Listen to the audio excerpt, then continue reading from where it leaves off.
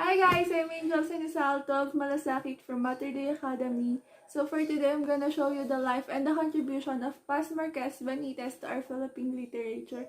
So guys, keep watching!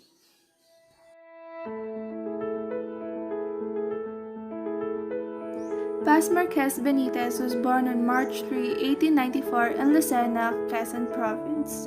Born into the prominent Marquez family of Quezon Province, her parents were well educated. Her father, Gregorio Marquez, and her mother, Maria Horato, was both educated at Escuela Municipal, or today known as the Ateneo de Manila.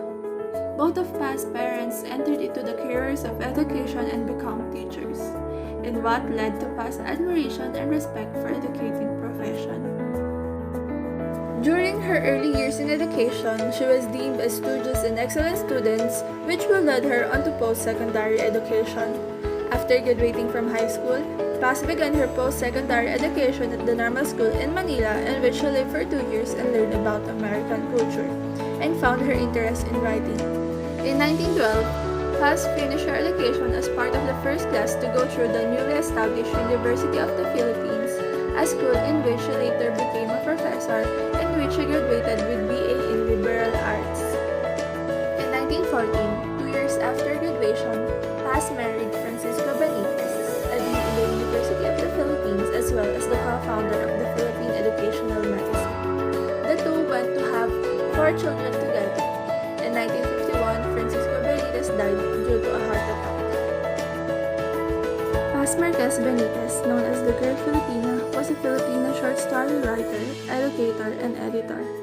Her career as a woman educator as well as her contribution as a writer are seen as important steps within the advancement of women in professional career as well as in the development of Philippine literature. Her greatest literary masterpiece and contribution to the Philippine literature was her book entitled Dead Star. Dead Star is basically a love story about a man named Alfredo Salazar who incidentally meets a woman he fell in love with while engaged to his fiancée.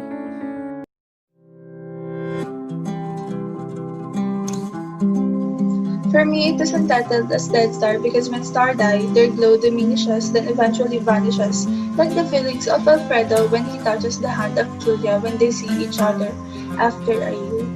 He realizes that the feelings that he had to her were gone. I believe that everything happens for a reason. The story doesn't only focus on the idea of love, but also it exhibits how one conquers himself by understanding his true feelings. There was Esperanza who got victimized because of Alfredo's relationship with her must have ended.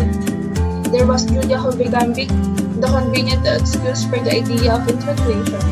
And there was Alfredo who was fooling himself into thinking that he was in love with a person, only to discover he wasn't even in love at all.